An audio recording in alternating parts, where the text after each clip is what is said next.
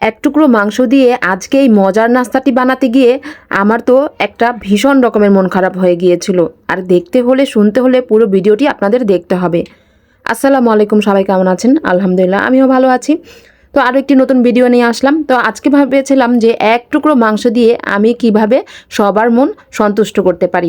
তো এদিকে আমি নাস্তাটি বানানোর জন্য আমি প্রথমেই মাংস, এই যে এক টুকরো একটি মাংস নিয়েছি, আর আলু আমি এখানে কেটে নিয়েছি। এখানে আদা রসুন নিয়েছি একটু কেটে কেটে।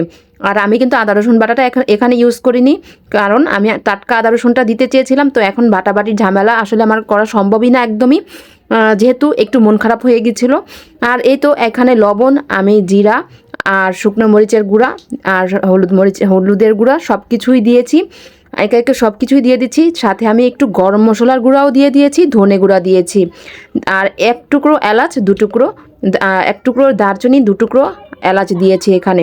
দিয়ে আমি এগুলো এখন একটু পানি দিয়ে তারপর সিদ্ধ করতে বসিয়ে দিব। আর এখন যেহেতু অনেক বৃষ্টি হচ্ছে, তো আসলে রান্না করাটা এত কষ্ট হয়ে যাচ্ছিল, ভীষণ মনটাও খারাপ লাগছিল যে আমি আজকে পুরো রান্নাটি করতে পারবো কিনা সেই টেনশনেই ছিলাম। তো এদিকে আগুনও ধরে দিয়েছি, আমার চুলাটা কিন্তু এখনও ভিজা রয়েছে। এইরকম আবহাওয়াতে আসলে রান্না করাটা একদম পসিবল হচ্ছিল না, যেহেতু অনেক জোরে বৃষ্টি হচ্ছিল বাইরে। আর আমার এই রান্নাঘরটি অনেক ভিজে যাচ্ছিল, চারপাশ থেকেই বৃষ্টির পানি আসছিল। তো এদিকে আমি আগুন ধরিয়ে বসিয়ে দিয়েছি। তো এগুলো সিদ্ধ করে নিয়েছি ভালো করে, এখন শুকিয়ে তারপর আমি বাকি রান্নাটা করে নিব। আর এক টুকরো মাংস দিয়ে এই নাস্তাটি কিন্তু সবাই খুব পছন্দ করেই খেয়েছিল। আর দেখতে হলে কিন্তু আপনাদের পুরো ভিডিওটি দেখতে হবে। আর আমার রান্নাটি কেমন হয়েছে, আমার এই নাস্তাটি কেমন হয়েছে, যদি আপনাদের কাছে ভালো লাগে আমার চ্যানেলটিতে একটি সাবস্ক্রাইব করে আসবেন। তো এখানে আমি বিস্কুটের গুঁড়ো, টোস্ট বিস্কুট বা পাউরুটির গুঁড়ো নিতে পারেন।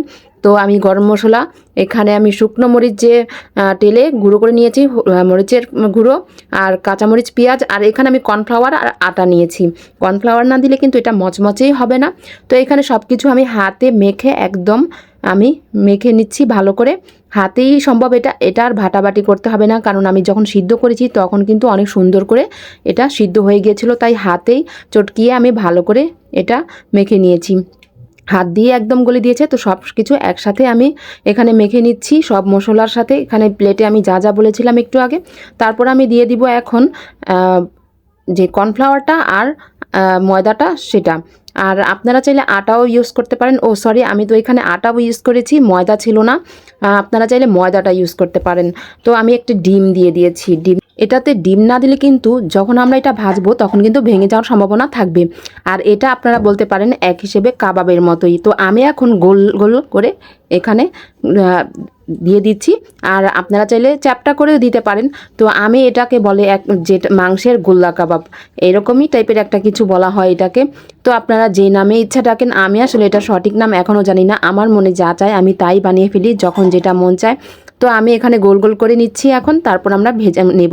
আর এই তো দেখতে পেরেছেন, এত বৃষ্টি অপেক্ষা করছিলাম কখন যে বৃষ্টি থামবে আর কখন আমি এগুলো ভাজবো। অনেকক্ষণ অপেক্ষা করার, সারাদিনে তো বৃষ্টির থেমে যাওয়ার কোনো খবর ছিল না। তাই আমি এটা সন্ধ্যার পর আমার গ্যাসের চুলাতেই ভেজে নিয়েছি, কারণ মাটির চুলায় এটা ভাজা একেবারেই পসিবল ছিল না। তাই আমি গ্যাসের চুলাতেই ভেজে নিয়েছি। তো এই পাশ ওপাশ ভালো করে ভেজে নিচ্ছি। এর মধ্যেই একটা ব্যাপারে অনেক মন খারাপ ছিল। তো আমার একটা পছন্দের মানুষ, সবারই একটা পছন্দের মানুষ খুবই অসুস্থ হয়ে পড়েছে। তো সবাই ওনার জন্য দোয়া করবেন। তো এই তো ভাজা হয়ে গিয়েছে আর এদিকে খাওয়া শুরু করে দিয়েছে। সবাই ভালো থাকবেন, আমার জন্য দোয়া করবেন, আর সুস্থ থাকবেন, আর স্বপ্নের পথে পাশে থাকবেন। আমার চ্যানেলটিতে একটি সাবস্ক্রাইব করবেন। আল্লাহ হাফেজ।